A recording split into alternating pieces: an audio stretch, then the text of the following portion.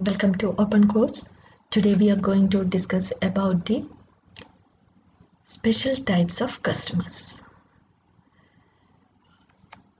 A banker can enter into valid banking contracts with the normal customers only, but in real situations, or we can say different types of customers who are not of normal capacity as bank customers.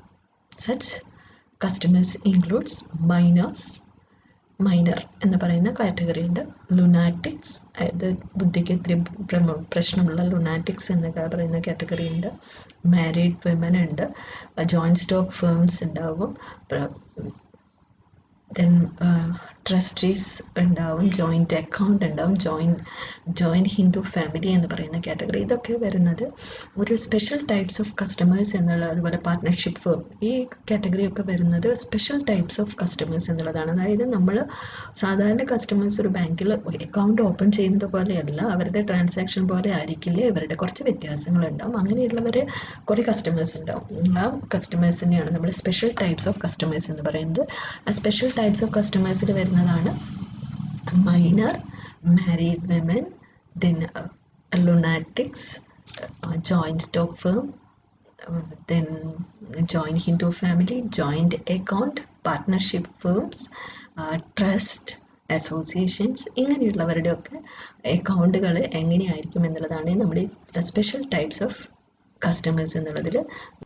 The first is with respect to, or the first type is the minor. Minor means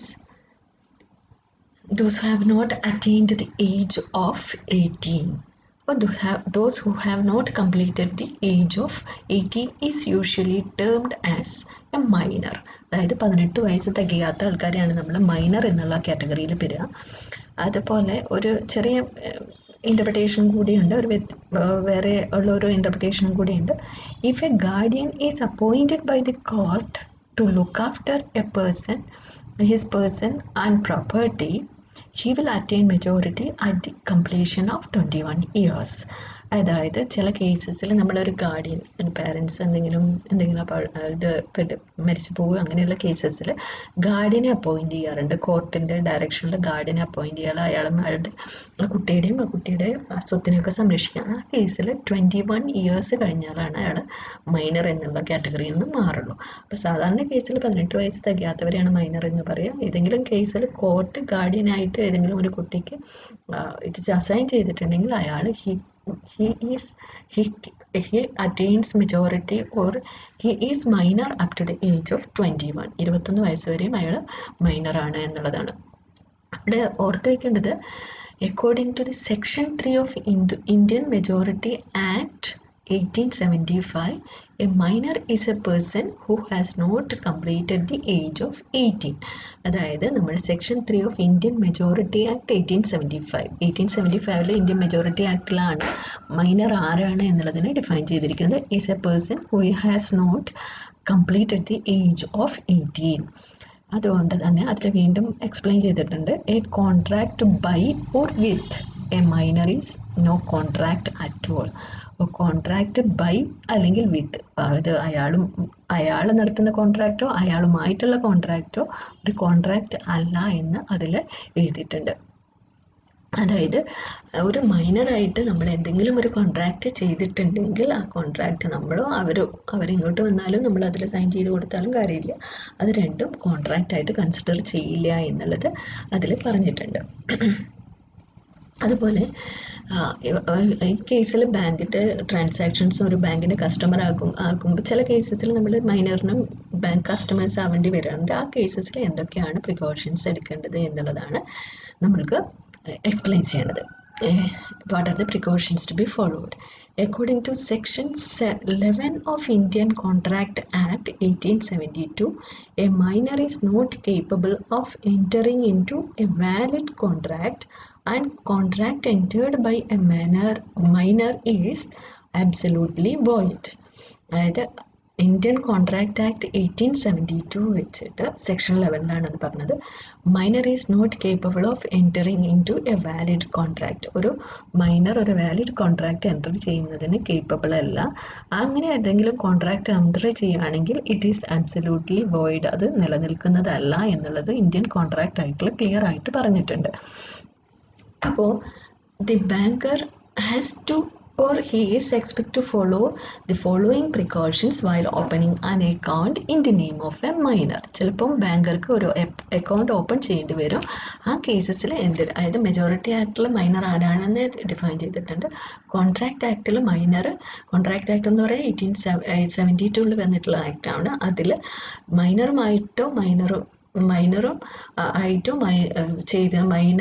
മൈനറുമായിട്ട് ചെയ്തിരിക്കുന്നതുമായ എല്ലാ കോൺട്രാക്റ്റും void, അതായത് നിലനിൽക്കുന്നതല്ല എന്നും explain ചെയ്തിട്ടുണ്ട്.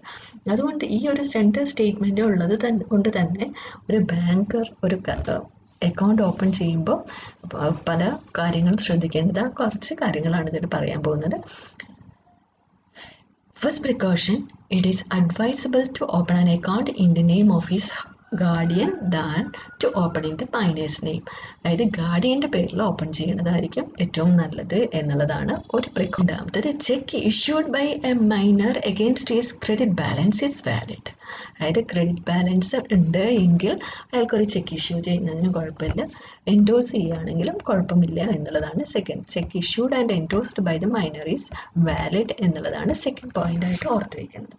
അതായത് അതിൽ ഏറ്റവും കൂടുതൽ ഓർത്ത് വയ്ക്കേണ്ടത് ബാങ്കുകൾ കഴിയുന്നതും ഗാർഡിയൻസിൻ്റെ പേരിൽ കൊടുക്കുക. അതുപോലെ ക്രെഡിറ്റ് ബാലൻസ് ഉണ്ടെങ്കിൽ അയാൾക്ക് ചെക്ക് ഒപ്പിടുന്നതിനും ചെക്ക് എൻഡോസ് ചെയ്യുന്നതിനും ബുദ്ധിമുട്ടില്ല എന്നുള്ള കാര്യമാണ് ഇതിൽ പറയുന്നത്. അപ്പോൾ മൈനർ എന്നുള്ളത് ഒരു സ്പെഷ്യൽ കാറ്റഗറിയാണ്. ആ സ്പെഷ്യൽ കാറ്റഗറിയിൽ വരുന്നത് കൊണ്ട് തന്നെ അവരുമായിട്ടുള്ള ബാങ്ക് ട്രാൻസാക്ഷൻസ് വരുമ്പോൾ ശ്രദ്ധിക്കണം എന്നുള്ളതാണ് ഇവിടെ എക്സ്പ്ലെയിൻ ചെയ്യുന്നത്. രണ്ടാമത്തെ, പാർട്ട്ണർഷിപ്പ് ഫേം എന്നുള്ള ഒരു സെക്കൻഡ് കാറ്റഗറി വരുന്നുണ്ട്. ഈ പാർട്ട്ണർഷിപ്പ് ഫേം എന്ന് പറഞ്ഞാൽ എന്താ? Partnership is the relation between persons who have agreed to share the profits of a business carried on by all or any one of them acting for all. ഇത് partnership എന്ന് പറയുന്നത് എന്താ? Is the relationship between person who have agreed to share the profits of the business. അതായത് ഒരു ബിസിനസ്സിൻ്റെ profit share ചെയ്യാമെന്ന് agree ചെയ്തുകൊണ്ടുള്ള എല്ലാവരും കൂടി നടത്തുന്ന അല്ലെങ്കിൽ അവരുടെ റെപ്രസെൻറ്റേറ്റീവ്സ് നടത്തുന്ന ഒരു ഫേമിനെയാണ് നമ്മൾ എന്ത് പറയുക? പാർട്ട്ണർഷിപ്പ് ഫേം എന്ന് പറയാം. A partnership is the relation between persons who have agreed to share the profit. നിങ്ങളുടെ ഓർത്ത് വയ്ക്കേണ്ടത് they have agreed to share the profits of the business carried on by all or any one of them acting for all. അപ്പോൾ എല്ലാവരും കൂടി ചിലപ്പോൾ നടത്തും, ചിലപ്പോൾ ഒരാൾ നടത്തുന്നുണ്ടാവുള്ളൂ, ഇവരുടെ പൈസ മാത്രമേ ഉണ്ടാവുള്ളൂ, അവർ പ്രോഫിറ്റ് ഷെയർ ചെയ്യാമെന്നുള്ള കണ്ടീഷനിലായിരിക്കും ആ ബിസിനസ് നടത്തുന്നത്.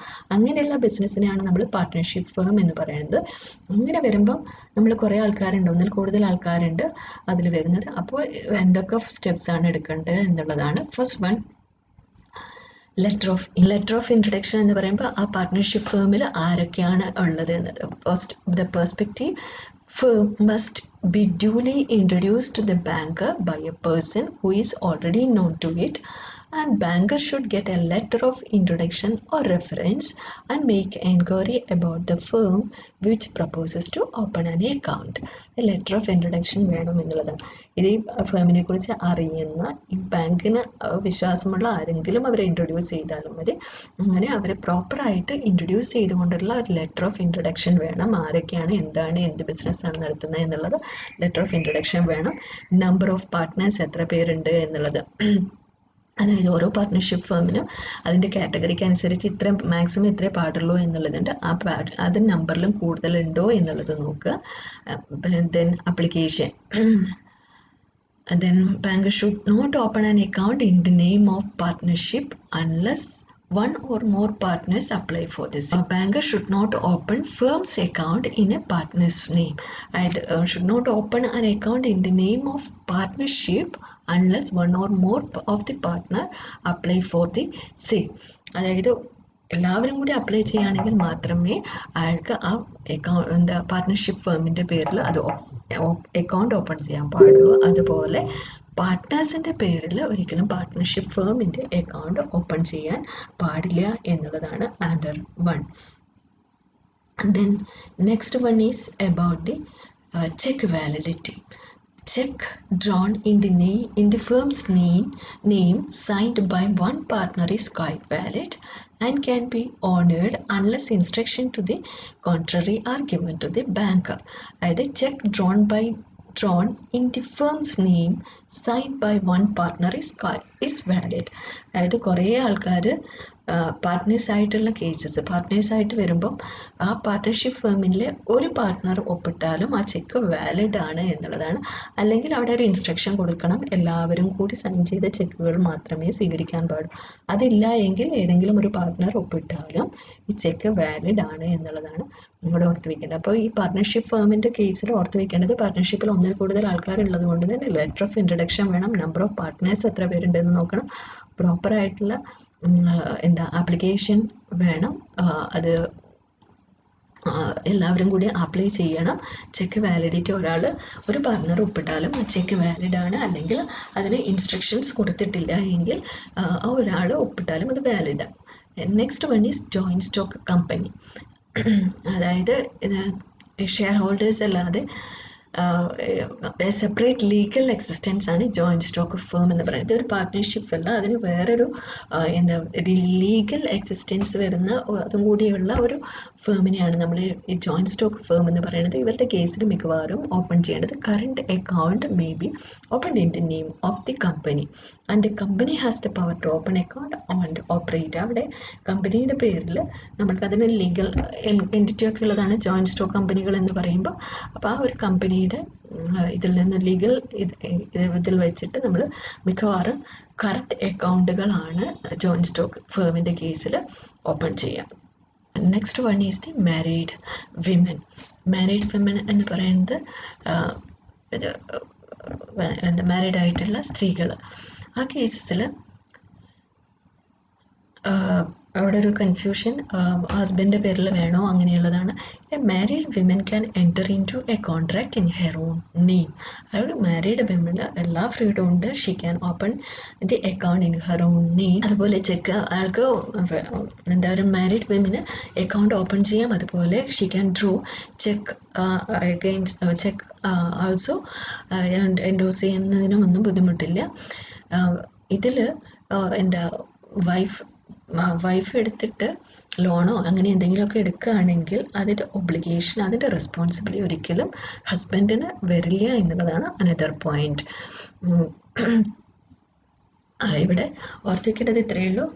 Married women can open account, she can do all the transaction herself, but her husband won't be responsible for that. ഒരിക്കലും ഹസ്ബൻഡ് റെസ്പോൺസിബിൾ ആണ് എന്നുള്ള രീതിയിൽ നമുക്ക് ബാങ്ക് അക്കൗണ്ട് ഓപ്പൺ ചെയ്യാൻ പറ്റില്ല എന്നുള്ളതാണ്. അവിടെ ഹസ്ബൻഡ് റെസ്പോൺസിബിലിറ്റി. മാരീഡ് വിമനെ ഒരു കസ്റ്റമറായിട്ട് തന്നെയാണ്, ഒരു നോർമൽ കസ്റ്റമറായിട്ട് തന്നെയാണ്, അവരെ ഒരു സ്പെഷ്യലായിട്ട് കാണില്ല. ബട്ട് ഇവിടെ പലരും ഹസ്ബൻഡിന് മുകളിലേക്ക് അത് ചാർത്തി കൊടുക്കാൻ ഇമ്പോസ് ചെയ്യാനുള്ളൊരു ഇത് നടത്താറുണ്ട്. അത് പോസിബിൾ അല്ല എന്നുള്ളതാണ് ഇവിടെ ഓർത്തേക്കേണ്ടത്. ലുനാറ്റിക് എന്നുള്ള ഒരു അനദർ കാറ്റഗറി ഉണ്ട്. ലുനാറ്റിക്സ് എന്ന് പറയുന്നത്, lunatics are the people who are unsound in mind. അതായത് നമ്മുടെ മനസ്സത്ര അങ്ങോട്ട് സ്റ്റേബിൾ അല്ലാത്തത്, കുറച്ച് ചാഞ്ചല്യമുള്ള അല്ലെങ്കിൽ ഒരു കുറച്ച് ഇതായിട്ടുള്ള പ്രശ്നങ്ങളുള്ള മനസ്സുള്ള ആൾക്കാരെയാണ് നമ്മൾ ലുനാറ്റിക്സ് എന്ന് പറയുക. അപ്പോൾ അവരായിട്ട് ഒരു കോൺട്രാക്റ്റ് ഉണ്ടാക്കുന്നത് നിയമപരമായിട്ട് വാലിഡ് അല്ല. അത് അങ്ങനെ വരുന്നത് കൊണ്ട് തന്നെ A banker cannot open an account in the name of A lunatics. ഒരിക്കലും അങ്ങനെ ഒരു ലുനാറ്റിക് ആയിട്ടുള്ള ആദ്യത്തെ കേസിൽ അറിഞ്ഞുകൊണ്ട് ബാങ്കുകൾ ഓപ്പൺ ചെയ്യില്ല. അതായത് ഒരു കസ്റ്റമർ ആയിട്ട് അയാൾ ലുനാറ്റിക് ആവുകയാണെങ്കിൽ he cannot continue as A customer also. അതായത് നമ്മൾ ജോയിൻ ചെയ്യുമ്പോൾ നോർമലാണ്, പിന്നെ കുറച്ച് കാലം കഴിഞ്ഞിട്ട് എന്തെങ്കിലും പ്രശ്നങ്ങൾ വരികയാണെങ്കിലും ആൾക്ക് കണ്ടിന്യൂ ചെയ്യാൻ പറ്റില്ല. ഇവിടെ പ്രശ്നം എന്താണെന്ന് വെച്ചാൽ ലുനാറ്റിക് ആയിട്ടുള്ള ഒരാളുമായിട്ടുള്ള ഒരു കോൺട്രാക്റ്റ് ഒരിക്കലും വാലിഡ് ആവില്ല. അയാൾ ചാലഞ്ച് ചെയ്യുകയാണെങ്കിൽ അത് എപ്പോഴും പ്രോബ്ലം അയാളുടെ സൈഡിലായിരിക്കും ലീഗൽ പ്രൊട്ടക്ഷൻ വരിക എന്നുള്ളത് കൊണ്ട് തന്നെ ലുനാറ്റിക്സിൻ്റെ കേസസിൽ വളരെ, കാരണം അവരെ മിസ്യൂസ് ചെയ്യുന്ന ഒരു സിറ്റുവേഷനും കൂടിയുണ്ട്. ആ ഒരു സിറ്റുവേഷനും കൂടി ഒഴിവാക്കാനാണ് ഇങ്ങനെയുള്ള ലുനാറ്റിക്സ് എന്ന ആൾക്കാർക്കുള്ള പ്രൊട്ടക്ഷൻ അവരുടെ പേരിൽ ഓപ്പൺ ചെയ്യുന്നതും അവർക്ക് അങ്ങനെ ഒരു സിറ്റുവേഷൻ വരികയാണെങ്കിൽ അവർ കണ്ടിന്യൂ ചെയ്യുന്നതും രണ്ടും അവരുമായിട്ടുള്ള എല്ലാ കോൺട്രാക്റ്റുകളും ഇൻവാലിഡ് ആണ് എന്ന് കാണിക്കുന്നതാണ്. അതുപോലെ അനദർ കാറ്റഗറീസ് ട്രസ്റ്റുകൾ ഒരുപാട് ട്രസ്റ്റ് ഉണ്ട്. ആ ട്രസ്റ്റുകളുടെ കേസസിൽ ട്രസ്റ്റ് എന്ന് പറയുന്നത് എന്താ, a person on whom confidence is reposed by another person. അതായത് നമ്മളൊരു ട്രസ്റ്റിനെ ഏൽപ്പിക്കുക എന്ന് പറയുന്നത് എന്താ, മറ്റൊരാളിലെ നമ്മളുടെ വിശ്വാസം ഏൽപ്പിച്ചു കൊടുക്കുകയാണ് ചെയ്യുന്നത്. നമ്മളുള്ള സാധനം മൊത്തം, നമ്മുടെ പ്രോപ്പർട്ടി വേറെ ട്രസ്റ്റിനെ ഏൽപ്പിച്ചു എന്ന് പറയുന്നത് നമ്മുടെ ആ ഒരു കോൺഫിഡൻസിനെ റീപോസ് ചെയ്യാണ് അനദർ പേഴ്സൺ. അതിനെയാണ് നമ്മൾ ട്രസ്റ്റി എന്ന് പറയുക. A person on whom confidence is reposed by another person is known as trustee.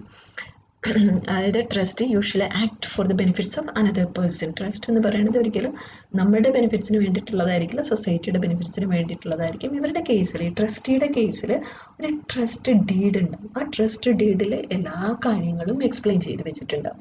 ഈ ട്രസ്റ്റ് ഡീഡാണ് നമ്മളുടെ ഭൂമിയുടെ ആധാരം എന്നൊക്കെ പറയില്ലേ, നമ്മളുടെ ഡീഡ് എന്ന് പറയുന്നത് പോലെ എല്ലാ ട്രസ്റ്റുകൾക്കും ഒരു ട്രസ്റ്റ് ഡീഡ് ഉണ്ടാവും. ആ ട്രസ്റ്റ് ഡീഡിൽ ആരാണ് ട്രാൻസാക്ഷൻസും ചെയ്യേണ്ടത്, എങ്ങനെയാണ് അവരുടെ പവർ ഉള്ളത്, എങ്ങനെ എല്ലാ ട്രാൻസാക്ഷൻസ് നടത്താം, അങ്ങനെയുള്ള കാര്യങ്ങളൊക്കെ എഴുതിയിട്ടുണ്ട്.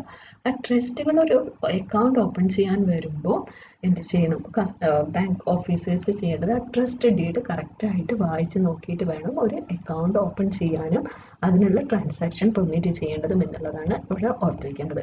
അടുത്ത് വന്നത് ജോയിൻ്റ് അക്കൗണ്ടാണ്. ജോയിൻ്റ് അക്കൗണ്ട് എന്ന് പറയുന്നത് എന്താ, joint account are the accounts that are opened and operated in the joint names of more than one person. അല്ലേ, ഒന്നിൽ കൂടുതൽ ആൾക്കാരുടെ പേരിൽ നമ്മൾ തുടങ്ങുന്ന അക്കൗണ്ടിനെയാണ് നമ്മൾ ജോയിൻ്റ് അക്കൗണ്ട് എന്ന് പറയുക. Joint accounts are the accounts that are opened and operated in the names of more than one person. നമ്മുടെ ഹസ്ബൻഡും വൈഫും അച്ഛനും മകനും അച്ഛനും മകളും അമ്മയും അച്ഛനും അങ്ങനെ നടത്തുന്ന ഇതില്ലേ, അതിൽ ഒന്നിൽ കൂടുതൽ ആൾക്കാരുള്ള അക്കൗണ്ടുകളെയാണ് നമ്മൾ ജോയിൻ്റ് അക്കൗണ്ട് എന്ന് പറയുക. അതിലും മോഡ് ഓഫ് കണ്ടക്ട് എങ്ങനെയായിരിക്കണം, ഒരാൾ മരിക്കുകയാണെങ്കിൽ എങ്ങനെയായിരിക്കണം സിറ്റുവേഷൻസ് ഹാൻഡിൽ ചെയ്യേണ്ടത്, അങ്ങനെയുള്ള കാര്യങ്ങളൊക്കെ ശ്രദ്ധിച്ചിട്ടും വേണം നമ്മുടെ കാര്യങ്ങൾ ചെയ്യേണ്ടത്. ഒരാൾ ജോയിൻ്റ് അക്കൗണ്ടിൽ ഒരാൾ ലോൺ എടുക്കുകയും അതിൽ അയാൾ മരിക്കുകയൊക്കെ ചെയ്യുകയാണെങ്കിൽ ഇൻസോൾവൻസി എങ്ങനെയായിരിക്കണം, അങ്ങനെയുള്ള കാര്യങ്ങളൊക്കെ വളരെ ഇതായിട്ട് അതിൽ എക്സ്പ്ലെയിൻ ചെയ്തിരിക്കണം. Then another categories joint Hindu family. ഈ ജോയിൻറ്റ് ഹിന്ദു ഫാമിലി എന്ന് പറയുന്നത് നമ്മൾ നോർത്ത് ഇന്ത്യയിലൊക്കെ ഉള്ളതാണ്. വലിയ കൂട്ടുകുടുംബങ്ങൾ, ഹിന്ദു കൂട്ടുകുടുംബങ്ങളെയാണ് ജോയിൻറ്റ് ഹിന്ദു ഫാമിലീസ് എന്ന് പറയുക. ഒരു വീട്ടിൽ തന്നെ കുറേ ആൾക്കാരുണ്ടാവും. വലിയ ഒരാളുണ്ടാവും, അതിൻ്റെ മക്കൾ അങ്ങനെയാണ് joint Hindu system. Hindu family എന്നുള്ളൊരു കോൺസെപ്റ്റ് നോർത്ത് ഇന്ത്യയിലൊക്കെ ഉണ്ട്. ആ ഒരു കോൺസെപ്റ്റിൽ വരുമ്പോൾ അതിൽ ഹു ഈസ് റെസ്പോൺസിബിൾ, ആർക്കാണ് ഇവിടെ ബാങ്ക് അക്കൗണ്ട് നടത്താൻ, അതിൽ ഏറ്റവും എൽഡസ്റ്റ് ആയിട്ടുള്ള മെമ്പർ, ഫാമിലി മെമ്പർ, അയാളാണ് കർത്ത, KARTA എന്ന് പറയാം. ആ കർത്തയാണ് ഈ ബാങ്കിങ് ബിസിനസ് നടത്താൻ. ആ കർത്തയുടെ പേരിലായിരിക്കും എല്ലാ കാര്യങ്ങളും. All the accounts must be opened in the name of the karta and he has the responsibility or he has the capacity to run the banking dealings എന്നുള്ളതാണ് ഇവിടെ ഓർത്ത് വയ്ക്കേണ്ടത്. എല്ലാവർക്കും അവിടെ പറ്റില്ല. അവിടെ ആ കർത്ത കഴിഞ്ഞിട്ട് ഒരാൾ മരിക്കുകയാണെങ്കിൽ മാത്രമേ അടുത്ത ഒരാൾക്ക് അത് ട്രാൻസ്ഫർ ചെയ്യുള്ളൂ എന്നുള്ളതാണ് ഇതിൽ വരുന്നത്. അപ്പോൾ സ്പെഷ്യൽ ടൈപ്സ് ഓഫ് കസ്റ്റമേഴ്സ്, ഇവരുടെയൊക്കെ കേസിൽ നമ്മൾ എപ്പോഴും ശ്രദ്ധിച്ച്, അല്ലെങ്കിൽ ബാങ്ക് ഓഫീസേഴ്സ് എപ്പോഴും ശ്രദ്ധിച്ചിട്ട് വേണം കാര്യങ്ങൾ ചെയ്യാൻ. മൈനർ ഉണ്ടാവാം, പാർട്ട്ണർഷിപ്പ് ഫേം ഉണ്ടാവാം, ജോയിൻറ്റ് സ്റ്റോക്ക് കമ്പനികൾ ഉണ്ടാവാം, മാരീഡ് വിമൻ ഉണ്ടാവും, ലുനാറ്റിക് അൺസൗണ്ട് ആയിട്ടുള്ള ആൾക്കാരുണ്ടാവും, ട്രസ്റ്റുകൾ ഉണ്ടാവും, ജോയിൻ്റ് അക്കൗണ്ട് ഒന്നിൽ കൂടുതൽ ആൾക്ക്, ജോയിൻറ്റ് ഹിന്ദു ഫാമിലി എന്നുള്ള കോൺസെപ്റ്റ്. ഇവിടെ ജോയിൻറ്റ് ഹിന്ദു ഫാമിലിയുടെ കർത്ത എന്ന് പറയുന്ന ഗ്രൂപ്പാണ് ഇവിടെ നടത്തുക എന്നുള്ളതാണ് ഓർത്ത് വയ്ക്കേണ്ടത്.